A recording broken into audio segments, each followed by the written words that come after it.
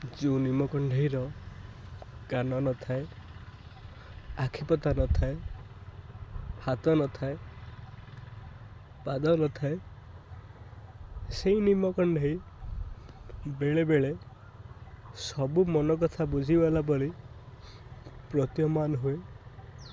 ସେଇ ନିମରେ ତିଆରି ହେଇଥିବା କଣ୍ଢେଇଟି ଦାରୁବ୍ରହ୍ମର ସ୍ୱରୂପ ବୋଲି ହୃଦୟଙ୍ଗମ ହୁଏ।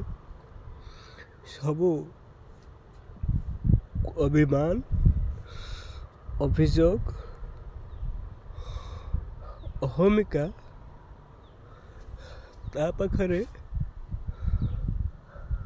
ପାଣି ହୋଇ ବହିଯାଏ।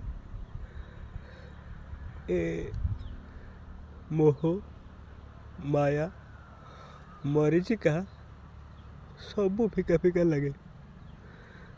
କାରଣ ସେଇ ନିମ କଣ୍ଢେଇ ବି ସାଜେ ଦାରୁବ୍ରହ୍ମ। ଆଉ ଏ ଜୀବନର ଲୋଭ, ମୋହ, ମଦ, ମାଶ୍ଚର୍ଯ୍ୟ, କାମ, କ୍ରୋଧ, ଈର୍ଷା, ପରଶ୍ରୀକାରତା, ଧୋକା, ପ୍ରତାରଣା ସବୁ ତୁଚ୍ଛ ଲାଗେ ସେଇ ନିମ କଣ୍ଢେଇ ଆଗରେ। କାରଣ ସେ ନିମ କଣ୍ଢେଇ ବି ଦାରୁବ୍ରହ୍ମ ବୋଲି ପ୍ରମାଣିତ ହେଇଯାଏ ଏଇ ଜୀବନ ରାସ୍ତାରେ। ଏଇ ତ ଜୀବନ।